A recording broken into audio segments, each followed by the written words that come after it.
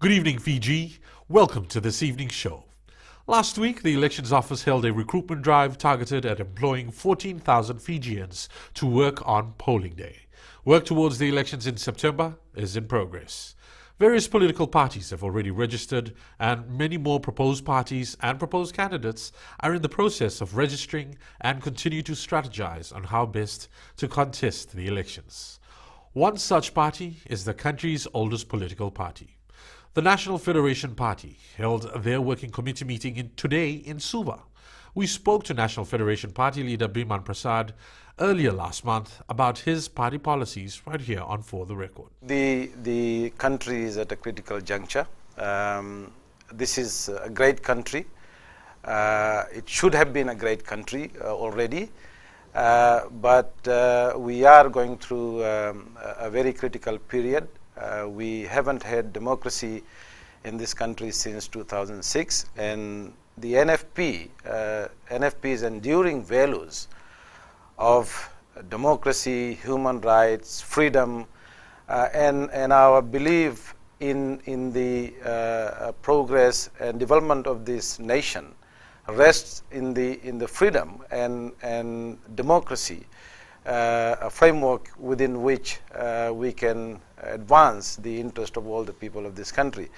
And I believe that this election, even though we've had a constitution which has been forced onto us, unlike the 1997 constitution, and probably, let me say this, that the 1997 constitution is, in my view, the only constitution which had the unanimous support of all stakeholders in this country. However, we will leave the question of the constitution. We now have a constitution. We are going into an election under that constitution, and this party is focused on fighting this election. As for me, leaving the job at the University of the South Pacific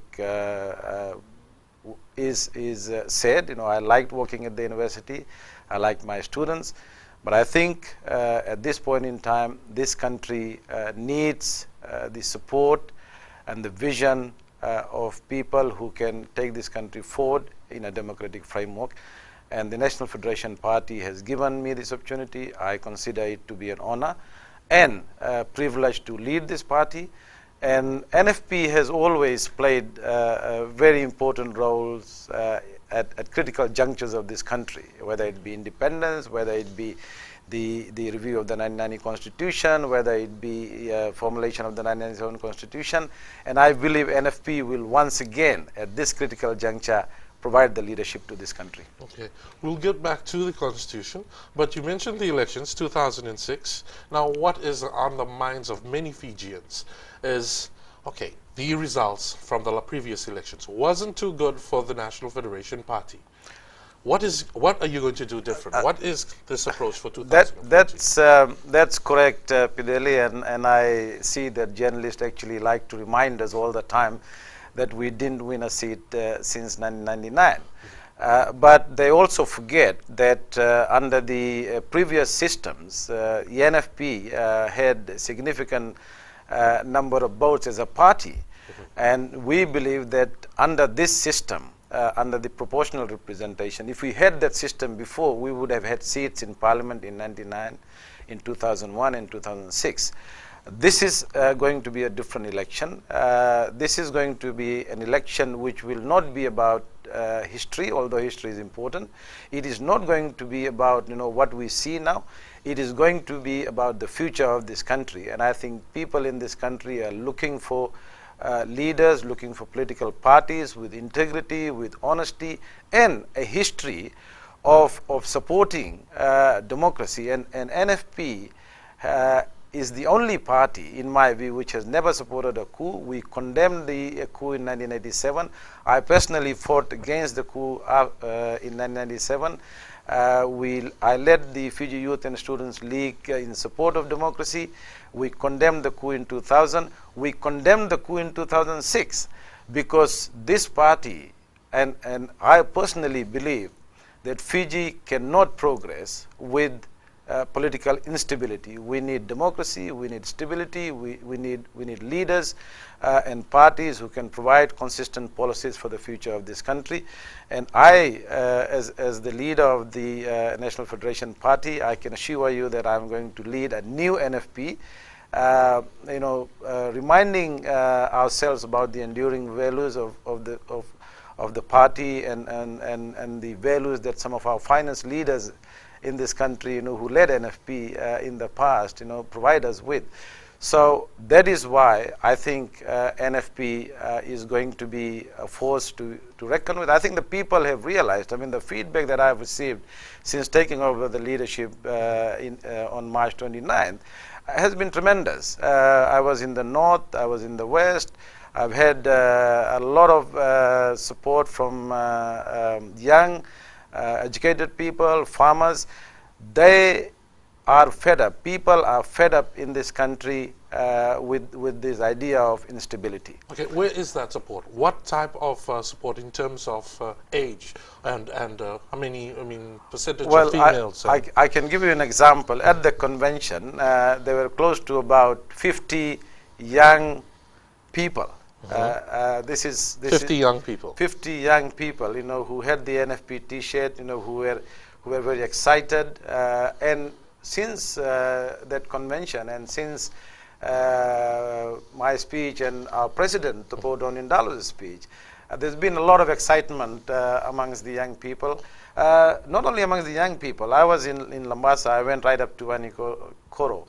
I met farmers. I met people in the market.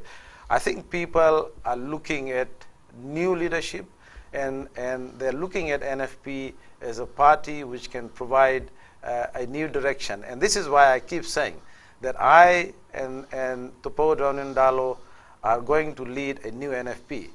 Donindalo and Prasad combination, or Prasad and Donindalo combination, is going to be the combination that people should watch for the next general election. On that note, we'll take a short break and we'll be right back on For the Record.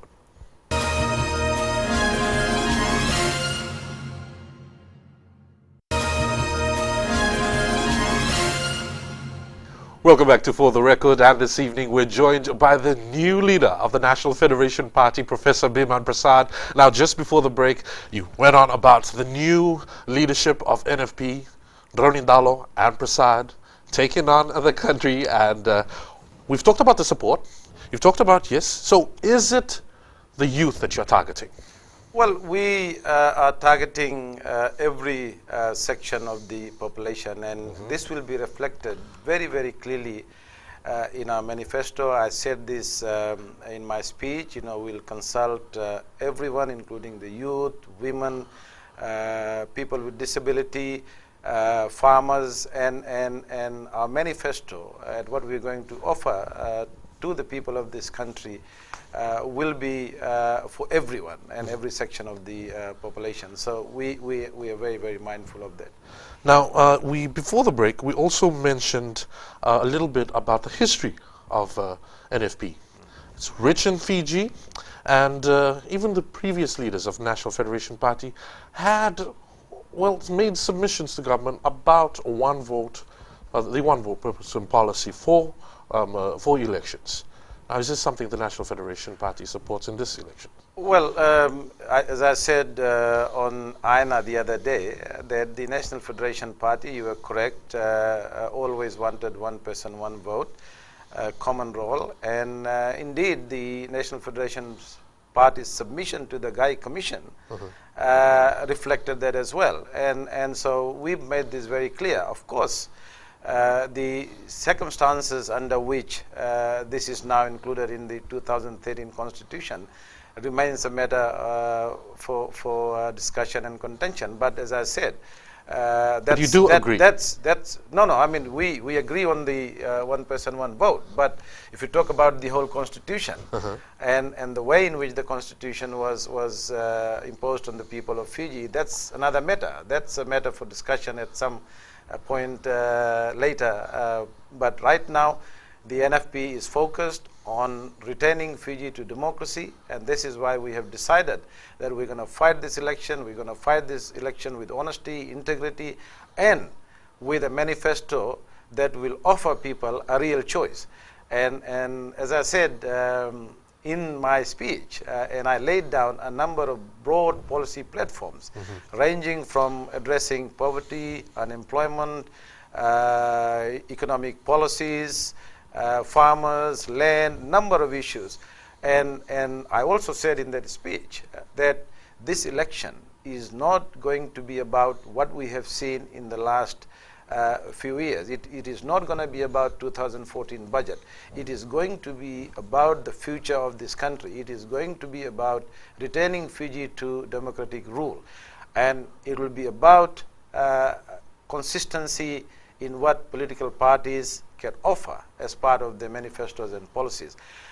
It will also be about integrity of leaders and what leaders have said in the past, what they are saying now, and what they are saying for the future of this country. I think people in this country this time will judge that, will analyze that very, very carefully. And NFP, and as a leader of the NFP, I am very, very mindful that we are not going to mislead our people with our policies, with our intentions. We're going to be very, very clear, transparent, open. And this is why, as a party, we've been insisting that we should have a very, very free and fair environment and for the election, so that people are able to express their views openly and without fear, so that we end up with a election which is free and fair, and the results which will be acceptable, and results which will give stability to this country and confidence for the future of this country. Okay. When will the party manifesto be made available? We are in the process of, we've actually got a draft already. We are in the process of consulting with our branch officials, stakeholders. We have asked different stakeholders, in some cases to give us what they think, we should include in our manifesto. And so that is all being done. We've got a national team. We've got some international experts as well who would be helping us to put the manifesto together, so that, as I said earlier, we want to put a manifesto which will have credibility, which will be honest, which will reflect the aspirations and the wishes of our people and what they want for the future. And as the NFP's motto for this election says, our people's future. That is what we will focus on, our people's future. And everything that we do between now and the election would be about our people's future. All right, people's future. So obviously a huge part of that would be education. Exactly. And which part of, the government's present educational policy, can we talk a little bit about what you would make? Look, we commend government for some of its policies, like increasing education grant, free education. Free education is not a new thing. It was always there. I actually never paid school fees in primary school or secondary school. We had this thing called remission of fees. But there are a lot of issues in the education system that we are going to address. The last education commission, Pideli, that we had in this country was in 1999. It's almost 12 or 13 years now. NFP in government, we will institute a commission, education commission. There are a lot of issues in the system. We have seen a lot of changes in the last 6 or 7 years, and these changes have been brought about, without consultation, without understanding the impact on quality. And so NFP in government will have a commission, education commission set up. We will try and look at the causes and will inquire on some of the impacts of the current policies, so that we provide quality education. On the scholarship, we again commend government for bringing this toppers scheme. NFP will maintain that toppers scheme, and as I said before, there is one problem with the current scheme. There are a lot of students, poor students. Let's say a student from Nandongo Secondary or Penang Sangam High School in Reki Reki, coming from a very poor family, gets 280 marks out of 400. That's a damn good mark for a student from a poor family. Now, under this scheme, they are being forced to take loans.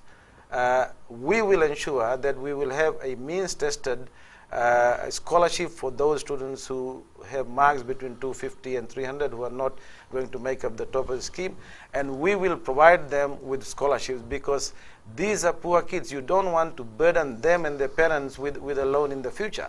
So, and for those who have got loans in 2014 but would qualify under that means-tested scheme that we're going to institute, we will convert those loans into scholarship. Okay. On that note, we'll wrap up this segment. Stay with us. We've got another, well, interesting segment to come with the new leader of the National Federation Party on For the Record.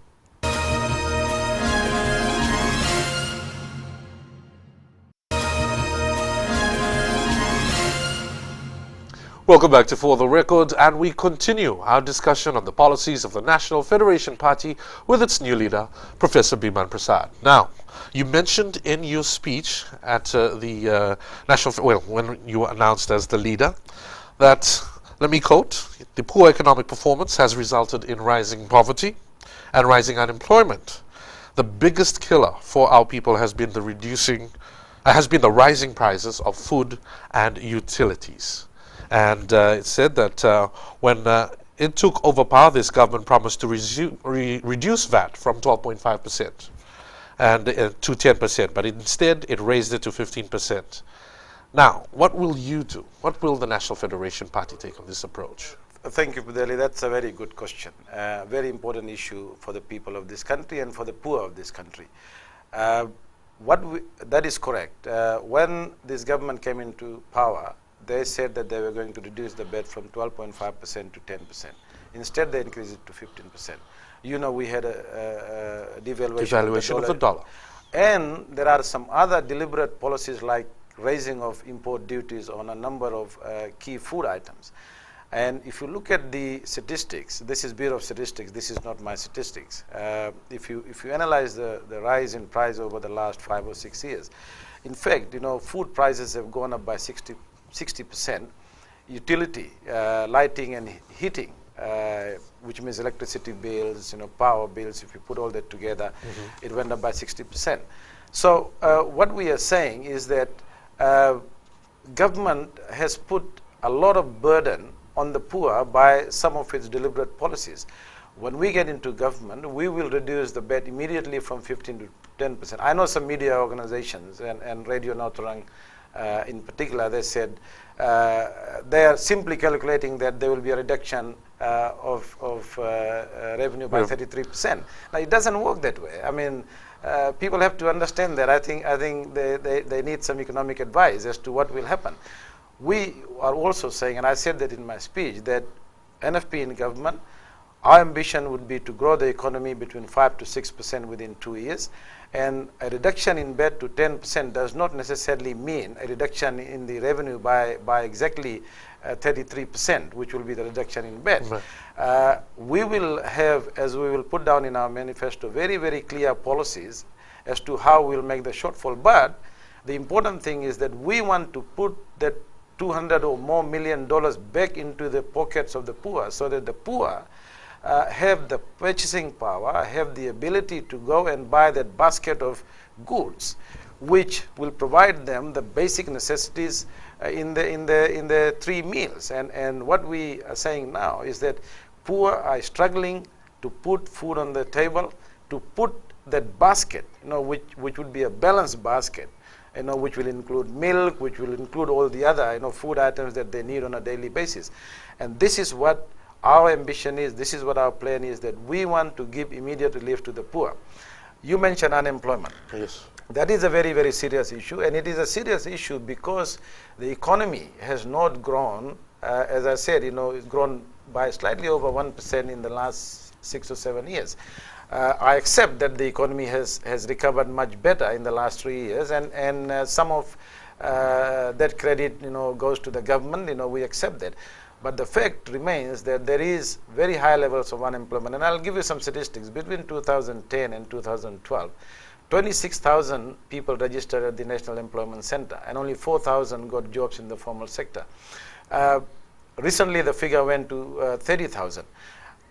our economic policy is going to look at how we can promote small business. Small businesses in this country have been burdened, let alone the bigger business, have been burdened on all kinds of legislations, fees, charges, increase in stamp duty.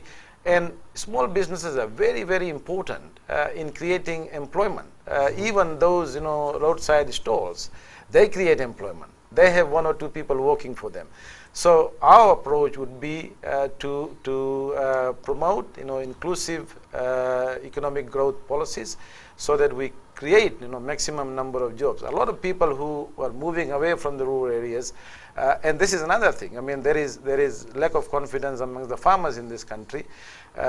We will make sure that we suggest and we will implement, consistent, transparent agricultural policies, which will link farmers to the export market, which will provide them with consistent income.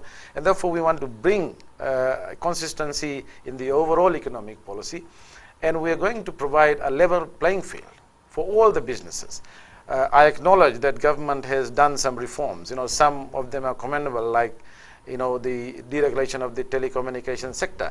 But there are equally large number of reform issues that this government has not addressed. Even within the telecommunications sector, we will undertake further reforms so that we can reduce the prices. So as you will see in our manifesto, and we can talk about this in another show, get into a little bit more details as to what exactly NFP has in terms of accelerating economic growth through deliberate economic policies. The other final point I want to make is we will look at our local investors, our local businesses very, very carefully. I believe that these people who have been in this country, who have invested with loyalty, with confidence, have not had the same kind of privileges as we give to some of our foreign investors, and have not had the kind of treatment that they need. So we will be looking at reforms that will address all these inconsistencies. Okay, can you state one of those inconsistencies? For example, if you look at the tax concessions for new investors, let's say that a local investor which has been in this country undertakes a completely new project, invest millions of dollars, say in Banua Lebu, that investor will not get a tax-free status. Whereas, somebody from overseas, a foreign investor comes in and does the same thing, gets a tax-free status, or gets different kinds of concessions. So we will look at key sectors of the economy, particularly agriculture and manufacturing, and we will design policies so that we encourage our local businessmen, people who have confidence in this country, people who didn't run away after 87 or 2000 or 2006, and who want to progress this country through their own investments. We will look after them. All right. Unfortunately, we've run out of time, but very quickly, we're headed to the election. So I want to ask you this. What is your definition of democracy? Democracy is having a free and fair election, putting to the people your policies and your programs, get reported free and fairly by the media, and it's the people's choice of who they want to elect in government, and they expect that government to be respected by all the state institutions in the country, including the military. And I'm very happy, and we welcome the assurance by the new commander of the RFMF, Brigadier General Moses Sertikoy Tonga, that the army will remain apolitical and that it will respect the results of the 2013 general elections. That is a big assurance that will bring confidence. What we are asking for is a free and fair election, free and fair coverage by the media in this country for our elections. Thank you very much. The new leader of the National Federation Party, Dr. Biman Prasad, whom you'll see more of right here on For the Record. Thank you again for joining us this evening. For questions, you can send them to fortherecord@fbc.com.fj, and we'll talk to you again on our next show next week.